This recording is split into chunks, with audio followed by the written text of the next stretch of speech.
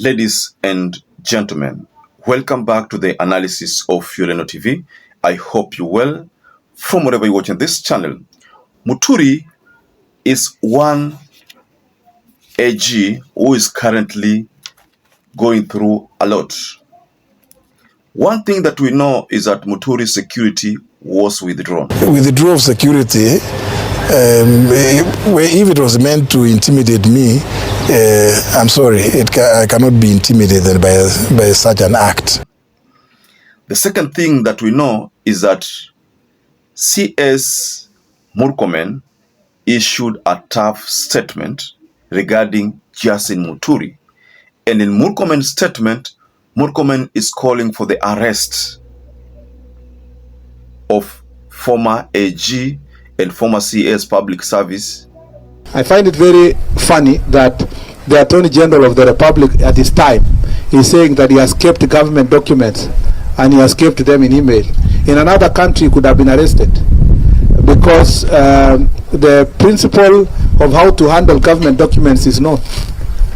In US, for example, if those documents are in your email, that's a serious national security. You still remember what happened to Hillary Clinton.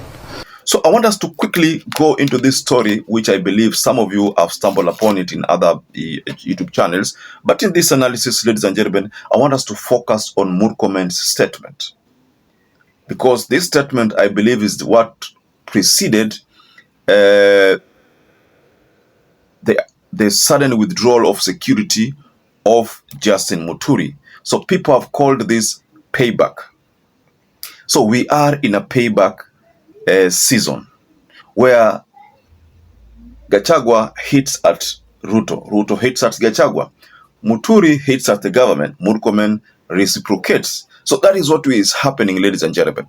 So before we explore this story further, kindly like this video, subscribe to this channel, and for those of you who've supported this channel by subscribing and liking, I want to forever thank you so much, because without you, this channel would have grown. So thank you so much. First and foremost, because MURKOMEN has called for the arrest of Justin MUTURI, how was this going to be done? You know, we can't imagine a scenario where police invades MUTURI's home just like it did to Jimmy Wanjigi, and a move that exposed the government vibaya.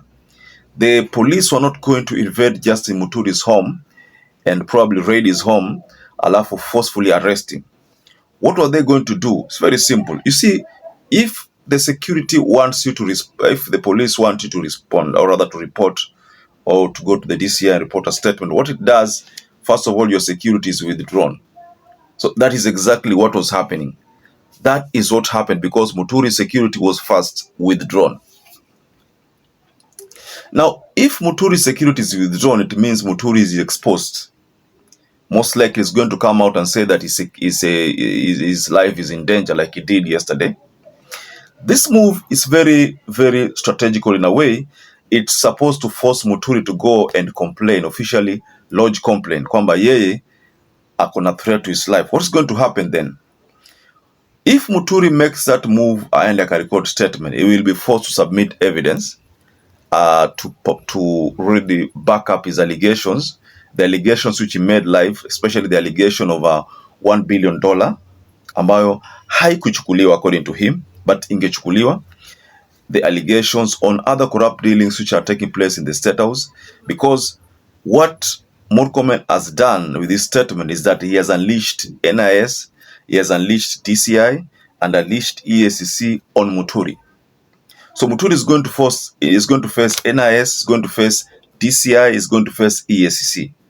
All this because EACC will want to know how RUTO is corrupt, these corrupt dealings, because that is the responsibility of the EACC. DCI conducts arrests and investigation, the like. It's going to do that also because EACC works with the DCI and DCI works with the NIS for more information. So these bodies have all been unleashed on MUTURI.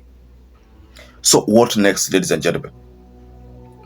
If MUTURI makes that move of going to the DCI, most likely to record your statement, ambayo itafanya uchunguzi ifanyike na EACC, NIS pia ifanye uchunguzi wake. most likely that is where an arrest will be done, or rather conducted on Muturi. It is not something that we want to happen because it's going to cause commotion, but that is most likely what is going to happen because we have seen what Murkomen has said. Murkomen's statement cannot be overlooked. Murkomen has talked about arrest. So most likely that is what the government is going to do. And I'm foreseeing this plan being implemented on Gachagua pia. You see, Gachagua unleashed some grave allegations on Ruto, which he must also substantiate. I am looking at Murkomen because now Murkomen is the person who is doing all this. I'm seeing Murkomen unleashing NIS, DCI, and ESCC again on Rigathi Gachagua. Because if you look at the statement on Rigathi Gachagua and the statement on Justin Muturi, ni kama these leaders wako na information fulani.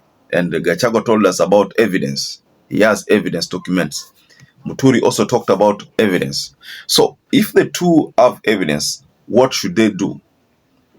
Kenyans think William Ruto is corrupt. They've been saying that Ruto is corrupt.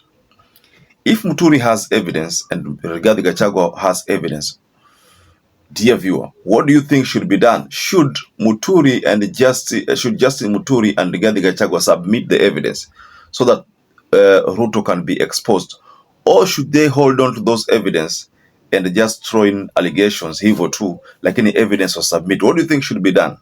I want to just go below in the comment section and tell us what you think should be done, because I personally think, if you ask me, I think if Justin Muturi has evidence, like he has purported, I think the best thing is to submit this evidence for investigation to be done. Na kama Ruto ako corrupt ama kuna nini, of course kuna avenues of having him impeached.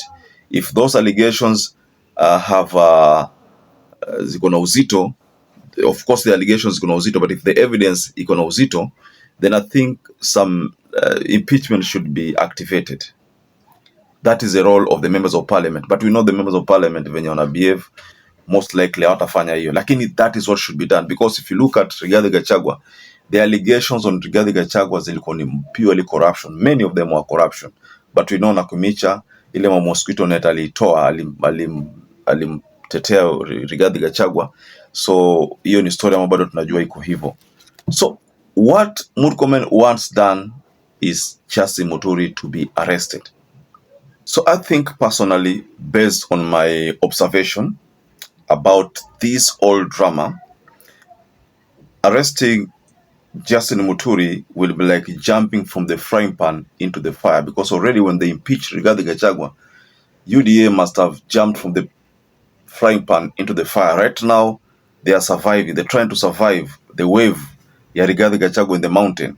So if Muturi is to be arrested, and Muturi knows it, that if he's to be arrested again, hey, the fire that will come from Embu will be overwhelming.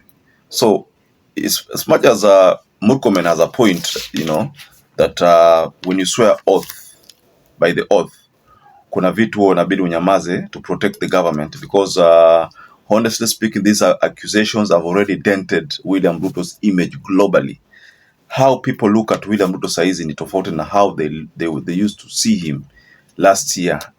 In fact, last year but one, because last year but one, Ruto was a darling of the US na everywhere. He could speak freely na, but saizi, especially after this bombshell from Gachagua and after what Justin Muturi said, how people view William Ruto saizi globally ni tofauti. So my point is very simple. Arresting Justin Muturi will be a terrible mistake, but that is what might be done based on what Murkomen talked about.